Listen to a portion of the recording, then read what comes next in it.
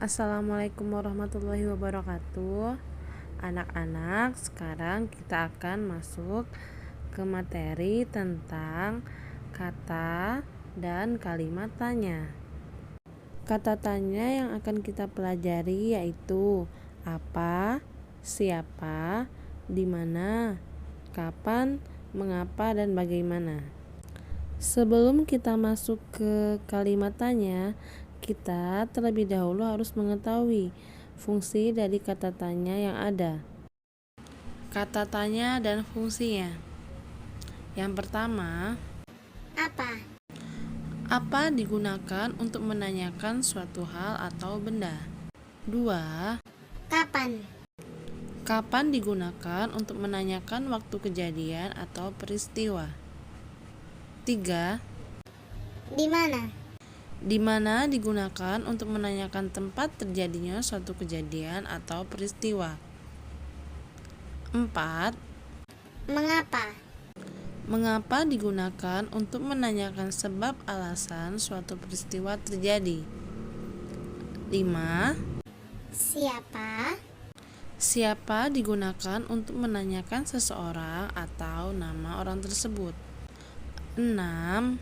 Bagaimana? Bagaimana digunakan untuk menanyakan keadaan atau kejelasan suatu hal, cara, atau proses. Kalimat tanya. Kalimat tanya adalah kalimat yang berisi pertanyaan yang disampaikan kepada orang lain dengan maksud untuk mendapat jawaban yang berupa informasi, penjelasan, atau pertanyaan.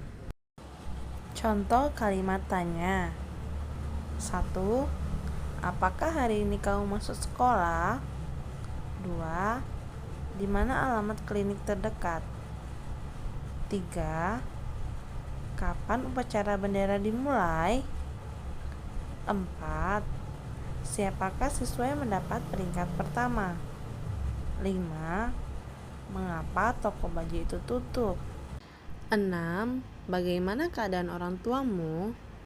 Nah, sekarang setelah kita mengetahui fungsi dari kata tanya dan contoh kalimat tanya, sekarang kita akan menulis pertanyaan dari teks yang ada. Sekarang kita akan mengambil contoh teks bacaan dan kita akan menulis daftar pertanyaan yang bisa diajukan dari teks yang ada.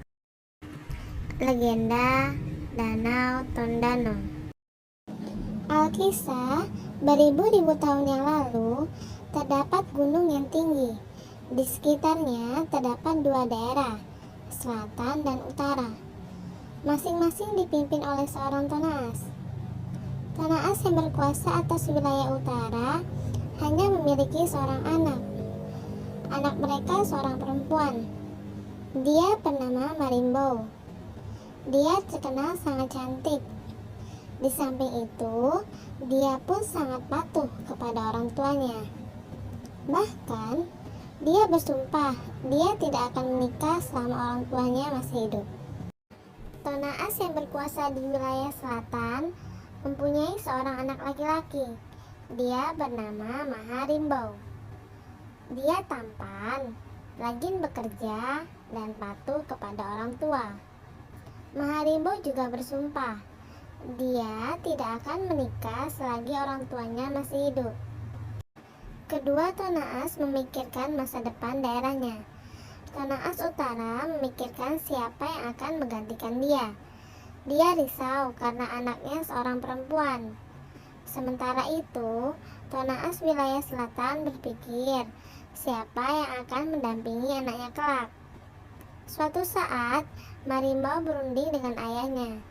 Keduanya sepakat bahwa mulai saat itu, Marimbo akan berperilaku sebagai laki-laki. Pada suatu hari, Marimbo melihat seorang pemuda tidur di bawah pohon di wilayahnya.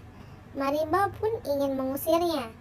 Pemuda yang diusir itu ternyata Maharimbo. Ia curiga apakah orang itu benar-benar seorang pria. Maharimbo pun ingin membuktikannya. Pada pertemuan berikutnya, kedua pemuda itu saling berselisih. Dengan suatu pertarungan, terbukalah rahasia Marimbau. Maharimbau mengetahui bahwa Marimbau ternyata seorang perempuan. Kedua orang tersebut akhirnya saling jatuh cinta. Keduanya pun menyatakan ikrar menjadi suami istri. Sehari setelah peristiwa itu, penduduk di dua daerah itu heboh. Tonaas pun bingung. Akhirnya terjadilah malapetaka akibat sumpah keduanya yang dilanggar. Gempa yang dahsyat menimpa daerah itu. Selanjutnya, gunung api di wilayah itu meletus.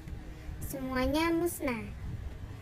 Akibat letusan itu terjadilah danau yang sekarang disebut Danau Tondano. Sekarang kita akan membuat daftar pertanyaan, di mana jawaban dari pertanyaan yang akan kita ajukan sudah ada di dalam teks yang kita baca. Beberapa daftar pertanyaan yang dapat kita tulis adalah sebagai berikut. 1. Apakah judul cerita di atas? Jawabannya, judul cerita di atas adalah Legenda Danau Tondano. 2. Siapakah nama putri dari Tonaas yang berkuasa di utara? Putri dari Tonaas yang berkuasa di utara bernama Marimbau. 3. Bagaimana awal pertemuan Marimbau dan Maharimbau? Awal pertemuan Marimbau dan Maharimbau terjadi saat Marimbau mengusir Maharimbau yang tertidur di bawah pohon di wilayahnya Marimbau. 4. Mengapa Tonaas risau kepada anak perempuannya? Tonaas Utara risau kepada anak perempuannya karena dia memikirkan siapa yang akan menggantikan dia selanjutnya. Nah, itulah contoh dari daftar pertanyaan yang bisa kita ambil dari teks bacaan.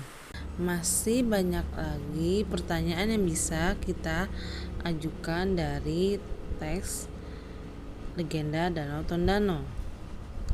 Sekarang, anak-anak sudah mengetahui apa saja fungsi dari kata tanya dan bagaimana contoh kalimat tanya, serta bagaimana cara membuat daftar pertanyaan dari teks bacaan. Sekian untuk materi hari ini, semoga bermanfaat. Assalamualaikum warahmatullahi wabarakatuh.